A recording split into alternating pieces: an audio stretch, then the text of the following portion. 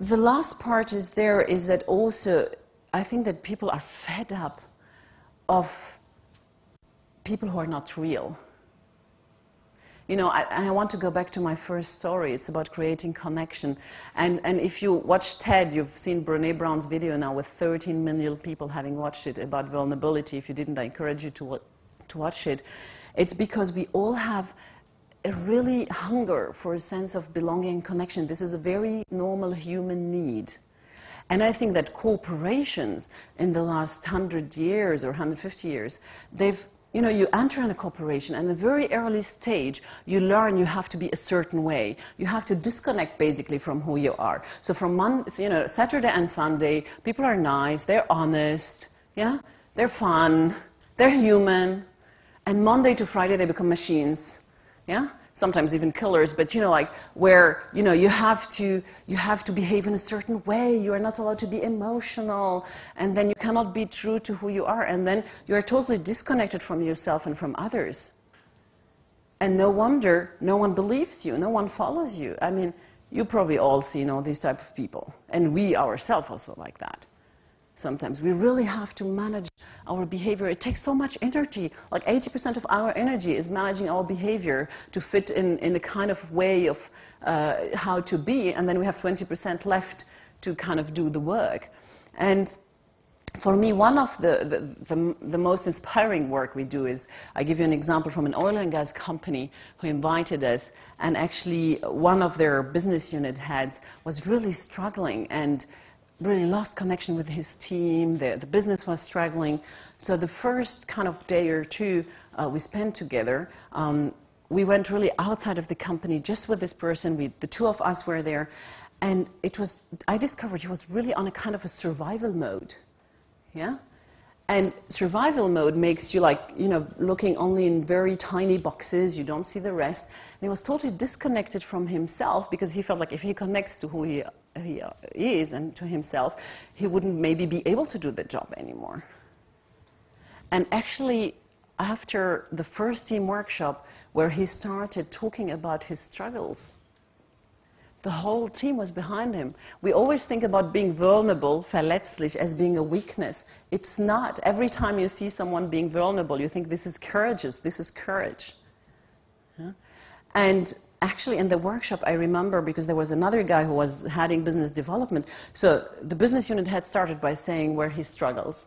And then we invited everyone to share their fears. And there was a guy, a business development head, everyone was beating on him. Business development is crap. They're not doing the right mergers and acquisition. They're doing not the right work. And he stood up and said, you know what? I've always been chosen. I've always been #1 for jobs. They've always chose me. This is the first time in a job that I feel I'm going to fail. I'm not managing. And he even had a tear in his eye. And this was a tipping moment, because the atmosphere went from his crap to how can we help him succeed? We are all in the same boat. How can we help him succeed? And I'm actually very optimistic because I work a lot with young people. I have 2 small daughters, and I see that they come with a totally different expectations. They don't want this glossy thing, And when I talk about being connected and being vulnerable, I'm not saying being nice and wearing Birkenstock and white socks and sitting in circles and, hugging each other. I mean, hugging each other, fine. But I think also about, human connections are not tidy, They're ugly, sometimes, and you have to talk hard stuff. So it's not about just being connected, it's also being tough sometimes. But you can be tough when you're connected in a different way. Yeah? So what I want to ask you, and offer you this question to ask yourself over and over again, is, do you truly care? Do you care about what you do, about the people you work with, about yourself? Are you real and authentic? Or does what's hindering you from being real and authentic? We have an internal joke in our company that people say, when people tell them, what's the work we do? They say we bring CEOs to cry. We make CEOs cry. which is true in a sense, because, you know, I think that the BPCU should have cried after the oil spill. You know, it's kind of reconnecting people with themselves, and in that way reconnecting them with their employees. And it's not, a lot of people think, yeah, it's doing good, but are we really doing well? I think that it will merge, and I'm not the only one.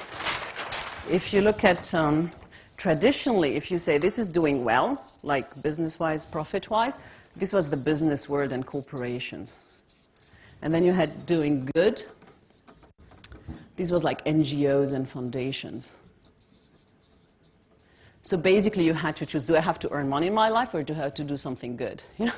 So, but actually the generation Y, and I like Y because it says like why, with a question mark, you know, I think the future of business will be here. It will be about doing good and doing well. You will not have the choice, yeah? So I'm not there about, so you, and there is a huge thing about purpose economy. We work with Aaron Horst, who's writing his book now about purpose economy. We see we moved from industrial economy to information economy. The next phase will be purpose economy. The next phase is the human era, yeah? And it's all about being here and being purpose-driven. So do you trust and are you able to connect? I think that's also a key question that we have to ask ourselves over and over again. Oh, and mostly, if we are not that, it's because we have fears, you know, and fears are blocking us somewhere. Fear to lose something, fear that someone hurts me, fear of not belonging and not being connected. This is what holds us back. But the interesting thing is, if we are not that, you know, we cannot just, you know, decide not to have the bad feeling like fears and anger and the messy part, but have the nice part. It doesn't work. We cannot split ourselves. You know, if you don't experience, and research shows, if you don't experience fear, you don't experience joy. If you don't experience, you know, anger, you don't experience creativity. You cannot just kind of select what you want to feel and, you know, and select what you want to feel. And so this is I want to end this with my dream. These are my daughters. And my dream for them, and we really want to push into, we believe we're challenging actually what we do as consultant. We believe the future of consulting would be something like more an NGO and an organization way. We want to invest more in purpose. We want to be forefront of the purpose economy. I want my daughters not to choose if they want to earn money or be true to themselves. I want them to have both alternatives. And so you will hear from us. But I really want to create a community with competitors, with clients, with people in the organization to create a purpose community where it's really about doing good and doing well. And I don't want, and a lot of people are cynical when you say that, but we want to change the world. You know, I don't want people who are good, who are connected to themselves to think, oh, I want to become a freelancer because I can't be in this organization anymore. I've learned a lot in corporations. You know, I've learned a lot at Daimler, Mercedes. I've learned a lot at BCG. I think that corporation, you know, they can move the world to, you know, kind of a better place. Yeah?